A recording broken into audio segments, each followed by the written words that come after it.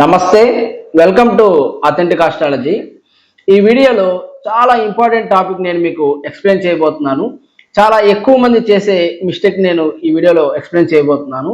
మన course complete అయిన వాళ్ళు కూడా ఎక్కువ మంది నన్ను పర్సనల్గా అడిగే డౌట్స్కి ఈ మిస్టేక్లోనే నేను వారికి ఆన్సర్ అన్నది చెప్తూ ఉంటాను. కాబట్టి ఇది చాలా ముఖ్యమైన టాపిక్. ఈ ఒక్క మిస్టేక్ చేయడం వల్ల జాతకం మారిపోతూ ఉంటుంది. ఫలితాలు సరిగ్గా చెప్పలేకపోతూ ఉంటారు, కాన్ఫిడెన్స్ కూడా కోల్పోతూ ఉంటారు. అసలు నేను ఇది చెప్పగలనా లేదా, నేను సరైన సబ్జెక్ట్ నేర్చుకున్నానా లేదా అని సెల్ఫ్ డౌట్ కూడా వస్తూ ఉంటుంది. అలానే అసలు ఈ జ్యోతిష శాస్త్రం అన్నది అసలు వర్కౌట్ అవుతుందా లేదా అని కూడా డౌట్ వస్తూ ఉంటుంది. కాబట్టి ఇది చాలా ఇంపార్టెంట్ టాపిక్.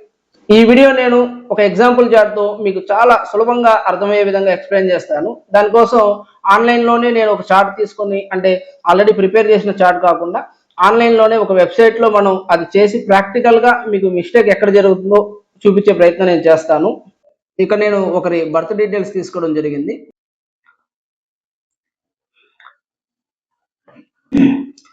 ఈ విధంగా మనం జాతకం చెప్పేటప్పుడు ఏ అప్లికేషన్లో అయినా లేదా ఏ పంచాంగంలో అయినా ఈ విధంగా తీసుకుంటాము. ఓకే, ఏ అప్లికేషన్ అన్నా యూజ్ చేయొచ్చు. ఇక్కడ పాయింట్ అది కాదు. చూడండి, ఈ విధంగా మనకు మిథున లగ్నం అన్నది వచ్చింది. ఓకే అండి, అప్పటి గ్రహస్థితి ఇలా ఉంది. ఇది వారి జన్మ జాతకం. ఇక మనం డిగ్రీస్ కోసం గ్రహస్థితిలో డిగ్రీస్ చూసుకున్నాము. సూర్యుడు 14 డిగ్రీల్లో, చంద్రుడు 0 డిగ్రీల్లో, అలానే కుజుడు 10, బుధుడు 11, గురువు 18, శుక్రుడు 0, శని 23, రాహు కేతువులు 21. ఓకే అండి. సో ఈ విధంగా మనం డీటెయిల్స్ అన్నవి ఇక్కడ చూసుకున్నాము. ఇప్పుడు ఈ వ్యక్తికి మనం జాతకం చెప్పే ప్రయత్నం. ఓకే అండి.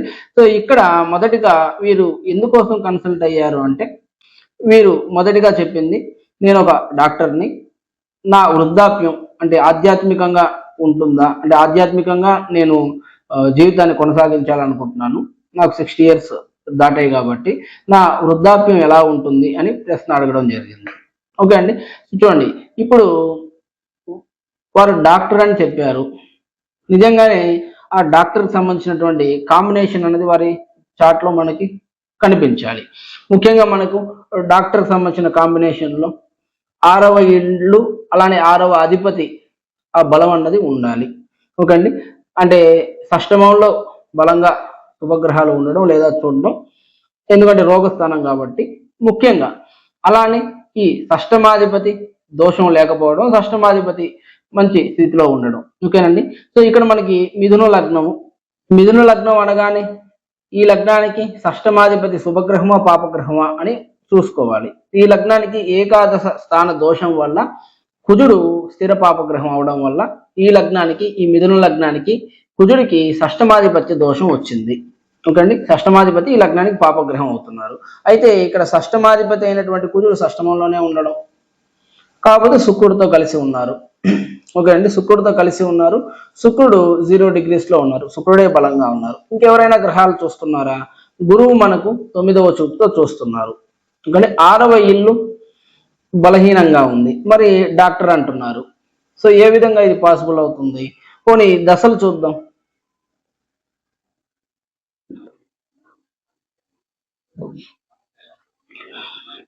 దశలు చూసినట్లయితే కేతు మహర్దశ శేషం 6 సంవత్సరాల 8 నెలల 16 రోజులు. ఈ కేతు నక్షత్రం 1వ పాదంలో పుట్టి ఉండొచ్చు. ఎందుకోసం అంటే కేతు మహర్దశ 7 సంవత్సరాలు కాబట్టి ఒక్కొక్క పాదానికి 1.5 సంవత్సరం వస్తుంది. కాబట్టి వీళ్ళు 1.5 కన్నా తక్కువ అనుభవించారంటే ఖచ్చితంగా కేతు మహర్దశ కేతు నక్షత్రం 1వ పాదంలో పుట్టి ఉంటారు. ఓకే అండి. కేతు ఇంకా వెంటనే శుక్రదశ అయిపోయింది. ఓకే అండి. 6వ ఇంట్లో శుక్రుడు బలంగా ఉన్న శుక్రదశ అయిపోయింది. ఓకేనండి. ఇప్పుడు 6వ ఇంట్లో షష్టమాధిపతి అయినటువంటి కుజుడే ఉండడం, ఆ కుజుడిని సప్తమ దశమాధిపతి అయినటువంటి గురువు పాపిగా చూడడం. ఇక్కడ డాక్టర్ సంబంధించినటువంటి కాంబినేషన్ ఇక్కడ మనకు కనపడట్లేదు. ఓకేనండి. సో దీని తర్వాత ఇంకా మనం ఒకసారి ఎడ్యుకేషన్ కూడా చూద్దాం. వారిని ఒక ప్రశ్న కూడా అడగడం జరిగింది, మీ ఎడ్యుకేషన్ ఏ విధంగా సాగింది అని. ఓకేనండి. సో వారిని మీ ఎడ్యుకేషన్ ఏ విధంగా సాగింది అని అడిగినప్పుడు వారు చెప్పిన సమాధానం ఏంటంటే, నా ఎడ్యుకేషన్ పెద్ద గొప్పగా ఏం జరగలేదండి, నేను కేవలం ఇంటర్మీడియట్ మాత్రమే అతి కష్టం మీదే పాస్ అయ్యాను అని చెప్పడం జరిగింది. ఓకే, ఇంతకుముందు డాక్టర్ ఇప్పుడు ఇంటర్మీడియట్ మాత్రమే చదివారని చెప్పడం జరిగింది. ఓకేనండి. సో ఈ డాక్టర్ కోర్సు చదవడానికి అంతో ఇంతో విద్యాబలం ఉండాలి. అంటే అకాడమిక్ ఎడ్యుకేషన్ అనేది బాగుండాలి. అప్పుడే కదా ఎంబీబీఎస్ కానివ్వండి, దాని తర్వాత పీజీ కానివ్వండి, అది ఎక్కువగా చదవడానికి మనకి పాసిబిలిటీస్ ఉంటాయి. ఈ పంచమాన్ని శని తన 10వ చూపుతో చూస్తున్నాడు. ఓకే అండి. అంటే సూర్య బుధులు ఉన్నప్పటికీ బుధుడు శుభగ్రహం, మిథున లగ్నానికి సూర్యుడు పాపగ్రహం, కానీ శని కూడా మనకి చూస్తున్నారు. వీరి డిగ్రీస్ కూడా మనం చూసుకున్నట్లయితే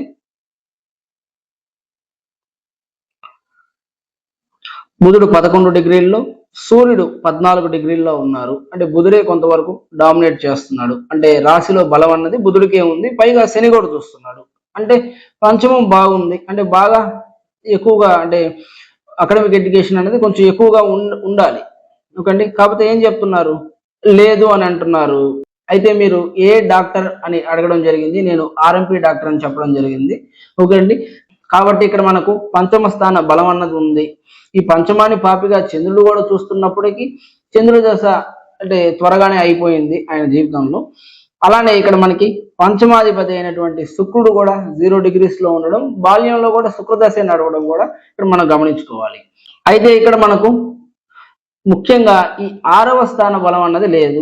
ఓకే అండి. ఎందుకోసం లేదు, కనీసం 6వ ఇంట్లో పాపగ్రహంలో 6వ అధిపతి కొంచెం నవమాధిపతితో కలిసి ఉండడము, ఏదన్నా ఒక కాంబినేషన్ అన్నది ఉండాలి. కాబట్టి అది కూడా పెద్దగా లేదు. కాబట్టి ఒకసారి మనం ఈ లగ్నం మనకు ఎన్ని డిగ్రీస్లో ఉందో ఒకసారి చెక్ చేసుకోవాలి. చూడండి, లగ్నం అన్నది మనకు 0 డిగ్రీస్లో ఉంది, అంటే 21 నిమిషాల్లో ఉంది. అంటే ఇంకా 1 డిగ్రీ కన్నా తక్కువలో లగ్నం ఉంది. మనకి అప్రాక్సిమేట్లీ ఒక 4 నిమిషాలకు 1 డిగ్రీ అన్నది మారుతూ ఉంటుంది లగ్నంలో.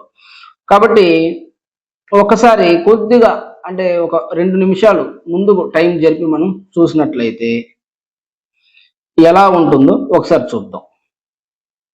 ఓకేనండి.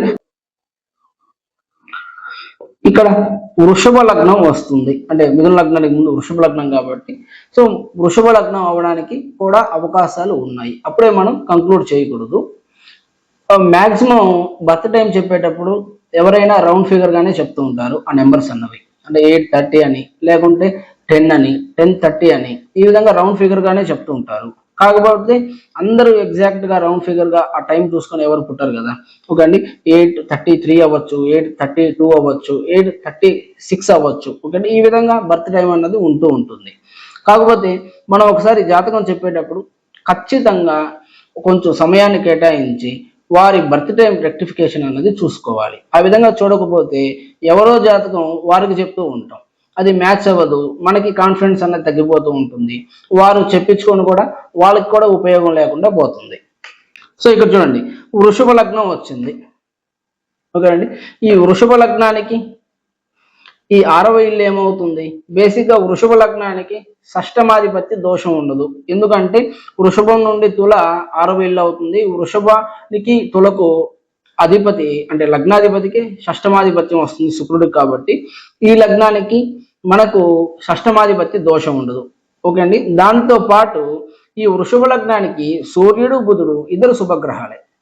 ఓకే అండి. సూర్య బుధుడు ఇద్దరు శుభగ్రహాలు. ఇక్కడ బుధాదిత్య యోగం అని కూడా దీన్ని మనం చెప్పవచ్చు. అంటే నిజమైనటువంటి బుధాదిత్య యోగం కేవలం ఈ వృషభ లగ్నానికే చెల్లుతుంది, ఇద్దరు శుభగ్రహాలు కాబట్టి. అలానే ఆ సూర్య బుధులను శని కూడా 10వ చూపుతో చూస్తున్నారు. ఓకే అండి. 6వ ఇల్లు బాగుంది కాబట్టి డాక్టర్కి కొద్దిగా ఇక్కడ అవకాశం అన్నది వచ్చింది. అంటే ఇంతకుముందు చూసినటువంటి మిథున లగ్నంతో పోల్చుకుంటే అప్పుడే మనం కంక్లూడ్ చేయకూడదు. ఇక్కడ పంచమం చూడాలి. పంచమం చూడండి, పంచమం ఏ విధంగా ఉంది, పంచమాన్ని గురువు చూస్తున్నాడు. ఓకే, 7వ చూపుతో గురువు పంచమాన్ని చూస్తున్నారు ఈ వృషభ లగ్నం అయితే. వారు చెప్పారు కదా ఎడ్యుకేషన్లో పెద్దగా రాణించలేకపోయామని, డిస్టర్బెన్సెస్ జరిగాయని. చూడండి, ఈ పాఠశాలలకు కారకుడైనటువంటి గురువు మనకు విద్యకు కూడా కారకుడైనటువంటి గురువు ఈ 5వ ఇంటిని పాపిగా చూడడం అన్నది జరిగింది. ఓకే, అక్కడ ఈ అంటే ఎడ్యుకేషన్లో పెద్దగా రాణించలేకపోవడానికి కూడా ఇక్కడ అవకాశం వచ్చింది. అయితే నేను వారిని ఇంకొక ప్రశ్న కూడా అడగడం జరిగింది. అంటే మీకు సమాజంలో ఎలా పేరు ఉంది, అంటే ఏ విధమైనటువంటి పేరు ఉంది, అంటే మీ చేతితో మెడిసిన్ అంటే ఏదన్నా వైద్యం మీరు చేస్తే వెంటనే తగ్గుతుంది, ఇలాంటి పేరు ఏమైనా ఉందని చూడండి. ఇక్కడ చూడండి, ఎడ్యుకేషన్తో పని లేకుండా యోగము అంటే ఏంటి? ఎక్కడైతే మనకు శుభగ్రహాలు ఉన్నాయో ఆ భావం యోగించాలి. ఓకేనా? ఈయనకు రోగస్థానం అన్నది బలంగా ఉంది, అంటే ఈయన నిరోగిగా జీవించడమే కాకుండా రోగాలను మాన్పేటటువంటి శక్తి ఈ జాతకుడికి ఉంది. ఓకే అండి. ఈ చంద్రుడు చూసి ఈ యోగ భంగం చేసినప్పటికీ వీరికి త్వరగానే చంద్రదశ అయిపోవడం. ఓకే, ఇప్పుడు ఆల్మోస్ట్ 60 years అబౌవ్ ఉన్నారు. కేతు దశ తర్వాత శుక్రుడి తర్వాత సూర్యుడి తర్వాత చంద్రుడు అయినప్పటి నుండి ఇంకా వీరి అంటే ఈ 6వ భావం అన్నది వీరి జీవితంలో ఇంకా ఎక్కువగా ప్రకాశించి ఉంటుంది. ఇంతటితో కూడా కంక్లూడ్ చేసుకోకూడదు, ఇంకొన్ని ప్రశ్నలు కూడా మనం అడగవచ్చు. అంటే నేను అడిగినటువంటి ఇంకో 2 ప్రశ్నలు మీకు చెప్తాను ఈజీగా అర్థం అవడానికి. అలానే చూడండి, ఈ వృషభ లగ్నానికి నవమాధిపతి అయినటువంటి శని నవమంలోనే ఉన్నారు. ఓకేనండి. సో నేను మీకు పిత్రార్జితం అంటే మీ ఫాదర్ నుండి కానివ్వండి ఏదన్నా ప్రాపర్టీస్ ఈ విధంగా మీకు ఏమన్నా వచ్చాయా అని అడిగాను. అవునండి, ఒక ఇల్లు వచ్చింది అని చెప్పారు. ఓకేనండి.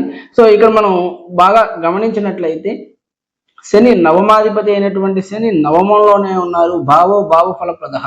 కాకపోతే 23 degrees ఉన్నారు. ఇంకొంచెం ఎక్కువ ఇంటెన్సిటీ ఉంటే ఇంకా ఎక్కువగా ప్రాపర్టీస్ వచ్చి ఉండేవి. 23 degrees కాబట్టి ఆయన ఎంతవరకు ఇవ్వాలో అంతవరకు ఇచ్చారు.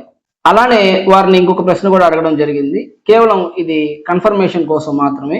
ఓకే అండి, బర్త్ టైం రెక్టిఫికేషన్ అంటారు కదా, BTR అనేది. సో ఇది చాలా సులభంగా మనం ఈ విధంగా చేసుకోవచ్చు. ఇక్కడ చూడండి, సప్తమ స్థానం ఎలా ఉంది? ఈ వృషభ లగ్నానికి సప్తమం అంటే వృశ్చికం ఎలా ఉంది? సప్తమాధిపతి అయినటువంటి ఈ కుజుడు సప్తమంలోనే ఉండడం, శుక్రుడు 0 degrees ఉండడం. కాకపోతే ఈ కేతు దశలో పుట్టడం వల్ల శుక్రదశ అయిపోవడం, శుక్రదశ అయినటువంటి కుజుడు మిగిలి ఉండడం. ఓకేనండి. సో ఇదే కుజుడిని సప్తమాధిపతి సప్తమంలో ఉండడం ఒక దోషం అయితే, ఈ సప్తమాధిపతిని ఈ అష్టమాధిపతి అయినటువంటి గురువు 9వ చూపుతో చూడడం, ఈ సప్తమ స్థాన దోషం అన్నది ఉంది. కాబట్టి వీరికి ఒక ప్రశ్న అడగడం జరిగింది, కేవలం ఇది నిర్ధారించుకోవడానికి మాత్రమే. మీకు వివాహం అనుకున్నదే తడవుగా జరిగిందా, కొంచెం డిలే అయిందా?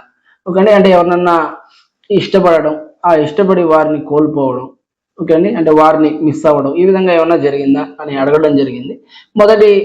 మొదటిగా వారు మొహమాట పడ్డారు. తర్వాత ఓపెన్ అప్ అయ్యి అవునండి నేను అంటే యవనంలో ఉన్నప్పుడు ఒకరిని ఇష్టపడడం జరిగింది, ఈ వివాహం చేసుకుందాం అన్న దూరం వరకు వెళ్ళడం జరిగింది, కాకపోతే కొన్ని కారణాల వల్ల నేను వారిని చేసుకోలేకపోయాను అని చెప్పారు. చూడండి, ఇక్కడ ఈ విధంగా మనం ఒక చార్ట్ చూడగానే కొన్ని క్వశ్చన్స్ అనేవి స్ట్రైక్ అవుతాయి. ఓకే అండి, అంటే వారి పర్మిషన్ లేకుండా ఎవరి జీవితంలోకి మనం తొంగి చూడకూడదు. కేవలం వారు అడిగిన ప్రశ్నలకు మాత్రమే మనం సమాధానాలు చెప్పాలి.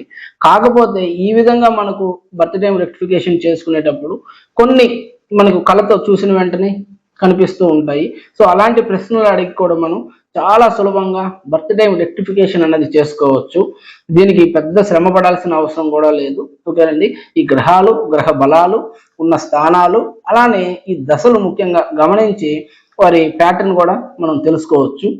ఇప్పుడు వారు అడిగినటువంటి అసలైన ప్రశ్నకు, మొదటిగా వారు అడిగిన ప్రశ్నకు మనం సులభంగా సమాధానం చెప్పవచ్చు. ఎందుకంటే మనం బర్త్ టైం రెక్టిఫికేషన్ చేసుకున్నాం కాబట్టి. వారు మిథున లగ్నం అనుకుంటున్నారు, కాదు వారిది వృషభ లగ్నం అని ఇక్కడ మనకి అర్థమైంది. చూడండి, ఇప్పుడు వృద్ధాప్యానికి మనం వ్యయభావము, ఓకే అండి, ఈ 12వ ఇంటిని చూస్తాం కాబట్టి అక్కడ చంద్రుడు ఉన్నప్పటికీ చంద్రుడి దశ అయిపోవడం ఇప్పుడు. ఓకే అండి, అంటే యవన సమయంలోనే చంద్రదశ కూడా అయిపోవడం. అలానే ఇక్కడ ఈ 12వ ఇంటిని సూర్య బుధులు ఇద్దరు కలిసి చూడడం, సూర్యదశ అయినా బుధుడు దశ అవ్వకుండా ఉండడం. ఈ 12వ ఇల్లు అన్నది మనకి శుభస్కరంగానే ఉంది. అలానే పురుషులకు వృద్ధాప్యానికి గురువు కారకుడు, అట్టి గురువును శని 3వ చూపుతో చూస్తున్నారు, అది కూడా బాగానే ఉంది. గురువుని ఒక గురువు ఇంటిని కూడా చూస్తున్నారు. సో అది కూడా ఏకాదశ స్థానం అవడం కూడా విశేషంగా మనం చెప్పుకోవచ్చు. సో చూడండి, ఇలాంటి చిన్న మిస్టేక్ వల్ల జాతకం మారిపోతూ ఉంటుంది, ఫలితాలు అంటే తారుమారు అయిపోతూ ఉంటాయి. దీంతో పాటు ఇంకొక ప్రశ్న కూడా అడుగుతూ ఉంటారు, ఏ అప్లికేషన్ మంచిదండి, లేదంటే ఏ పంచాంగం మంచిది అని. మనం చూడండి, ఎవరైనా వారిది మంచిదనే చెప్తూ ఉంటారు. కాకపోతే మనం సేఫ్టీ సైడ్ లో ఉండడానికి ఒక 2 డిగ్రీలు అటు ఒక 2 డిగ్రీలు ఇటు ఎర్రగా వదులుకొని ఎప్పుడైతే లగ్నం మొదట్లో వస్తుందో లేదా చివరిలో వస్తుందో, లేకపోతే దాంతోపాటు ఎవరైతే బర్త్ టైంని రౌండ్ ఫిగర్గా చెప్తూ ఉంటారో 10, 8, 9, 9:30, 12:30 ఈ విధంగా చెప్తుంటారో అప్పుడు కూడా ముఖ్యంగా చెక్ చేసుకోవడం మంచిది. దాంతోపాటు అందరికీ 2 డిగ్రీల్లో అంటే 2 డిగ్రీల లోపు మినిమం ఒక లగ్నం ఉన్న అంటే కనీసం ఒక 8 డిగ్రీల్లో అంటే 8 నిమిషాల్లో 2 డిగ్రీలు మారిపోతూ ఉంటుంది కాబట్టి చివరిలో రావచ్చు. అలానే చివరి 28, 29, 30 డిగ్రీల్లో లగ్నం వచ్చిన ఒకసారి దాని తర్వాత లగ్నం లేదా 2 డిగ్రీల లోపు లగ్నం ఉన్న దాని ముందు లగ్నం కూడా ఒకసారి చూసుకోవడం మంచిది. ఓకే, ఈ విధంగా చేసినట్లయితే మనం అక్యురేట్గా ఫలితాలు అనేవి చెప్పవచ్చు. లేకపోతే ఇక్కడ జాతకం మారిపోతూ ఉంటుంది, వారికి అంటే మనం చెప్పడం వల్ల వారికి ఉపయోగం ఉండదు, చెప్పినందువల్ల మనకి అది ఒక సాటిస్ఫాక్షన్ కూడా ఉండదు. సో ఇదండి ఈరోజు వీడియో. ఈ వీడియో మీకు ఎంతో కొంత ఉపయోగపడుతుందని అనుకుంటున్నాను. ఇందులో మీకు ఇంకేదైనా డౌట్స్ ఉన్నా కామెంట్ సెషన్లో కామెంట్ చేయండి. నా ఫ్రీ టైంలో మీ ప్రతి కామెంట్కి నేను రిప్లై ఇస్తాను. అలానే మీకు ఏ టాపిక్స్ పైన వీడియోస్ కావాలో కూడా మన కామెంట్ సెషన్లో కామెంట్ చేయొచ్చు. నా అప్కమింగ్ వీడియోస్ లిస్ట్లో అవి నేను యాడ్ చేసుకుంటాను.